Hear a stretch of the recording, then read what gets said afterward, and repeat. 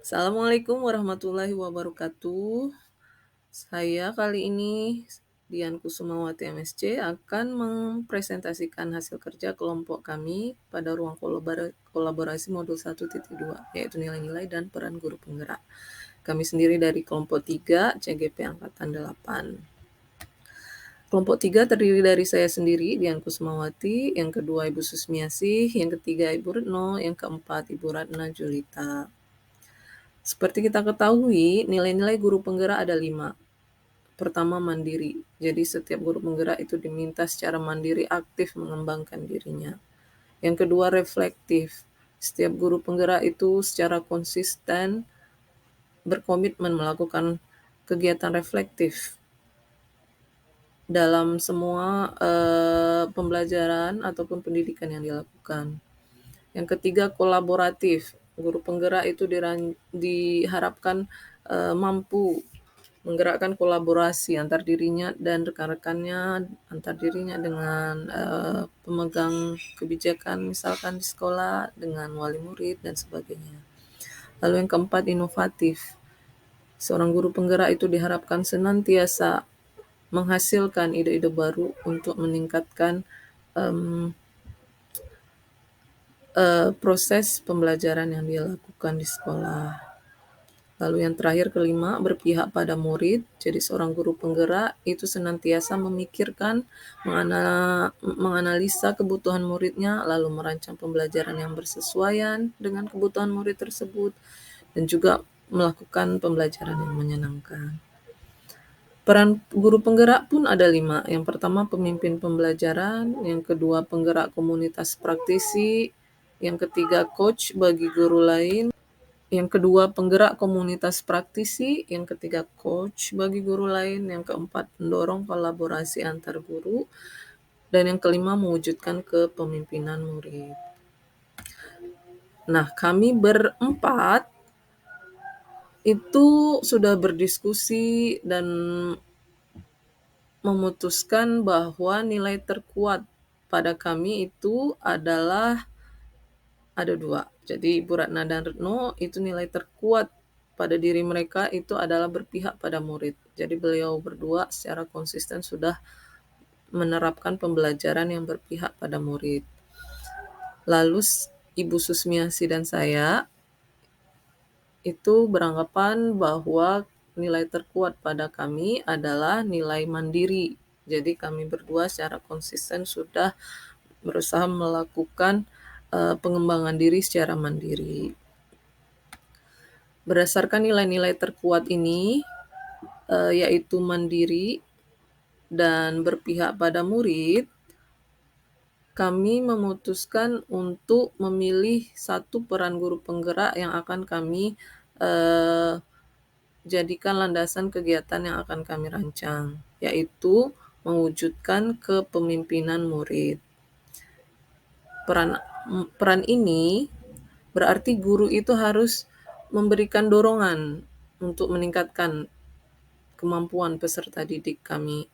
Jadi kami membantu mereka untuk mandiri, membantu mereka untuk belajar membuat keputusan sendiri, memunculkan motivasi intrinsik dalam diri mereka, menjadikan mereka kendali dalam pembelajaran mereka. Jadi mereka belajar memutuskan apa yang akan mereka lakukan dalam suatu pembelajaran mereka.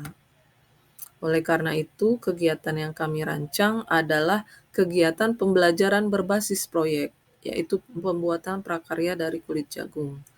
Alokasi waktunya kami buat dalam 4 minggu.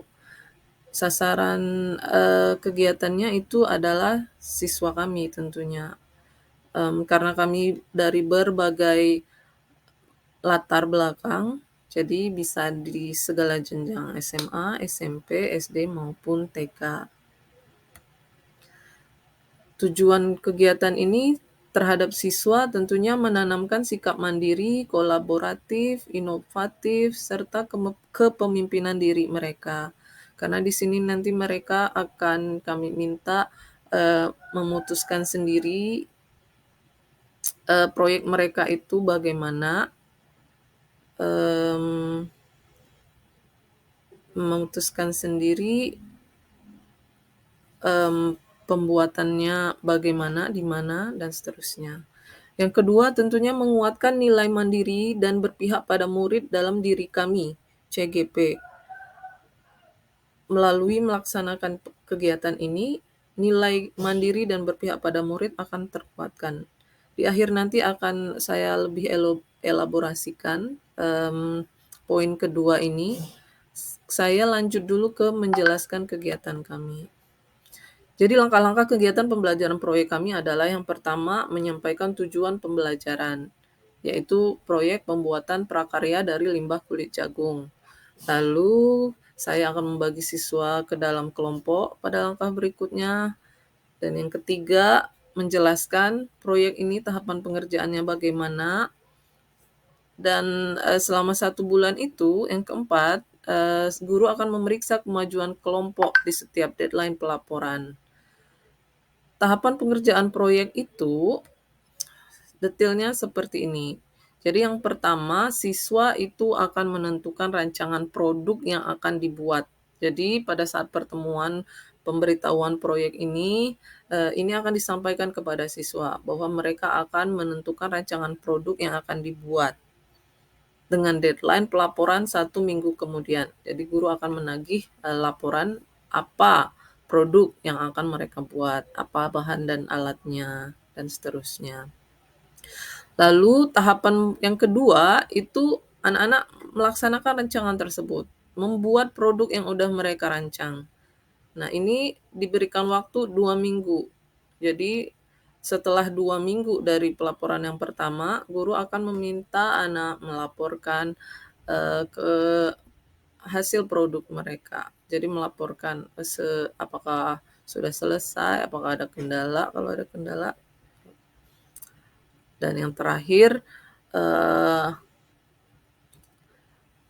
siswa akan mempresentasikan dan menyerahkan laporan pengerjaan proyek serta produk yang dibuat. Presentasinya bisa dalam bentuk video, bisa dalam bentuk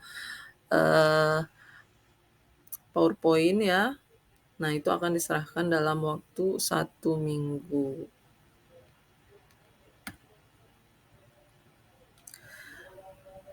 Baik, Kak, saya kembali ke tujuan kedua kegiatan kami, yaitu kegiatan pembelajaran berbasis proyek ini akan menguatkan nilai mandiri dan berpihak pada murid dalam diri kami sebagai guru penggerak. Jadi hal tersebut karena dalam melakukan pembelajaran kegiatan proyek ini, itu secara langsung kami juga meningkatkan kemampuan kami, meningkatkan inisiatif kami dalam merancang suatu pembelajaran yang berbeda dan menyenangkan. Jadi melalui pembelajaran proyek tentunya tidak bisa kita lakukan secara rutin. Bahkan bisa dibilang guru itu masih relatif jarang melaksanakan pembelajaran berbasis proyek. Jadi dengan melakukan kegiatan ini menguatkan nilai mandiri kami untuk merancang suatu pembelajaran yang berbeda. Dan tentunya diharapkan bernilai positif, menumbuhkan nilai positif. Jadi guru secara mandiri berinisiatif untuk meningkatkan kemampuan dirinya dalam merancang suatu pembelajaran yang berbeda. Yang kedua, mengapa melaksanakan kegiatan ini menguatkan nilai berpihak pada murid? Tentunya di sini kami telah melihat kearifan lokal, melihat kemampuan murid-murid kami sebelumnya, sehingga melalui melakukan proyek ini, pembelajaran berbasis proyek ini, kami sudah merancang suatu pembelajaran yang memperhatikan kebutuhan murid-murid kami.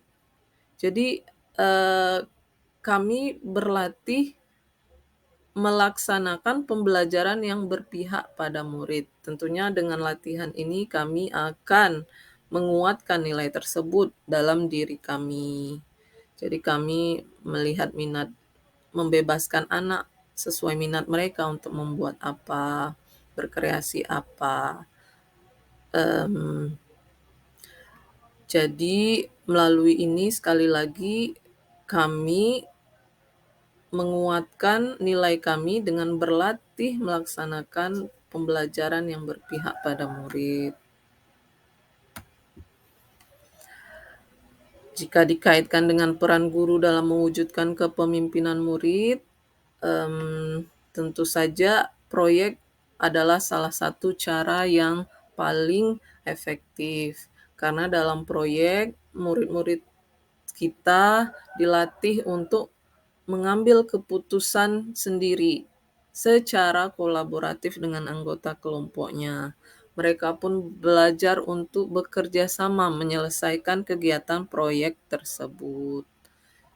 Oleh karena itu, menurut kami, kegiatan ini sudah sesuai dengan peran guru mewujudkan kepemimpinan murid. Sekian presentasi dari saya, Dian Kusumawati kelompok 3. Semoga bermanfaat. Wassalamualaikum warahmatullahi wabarakatuh.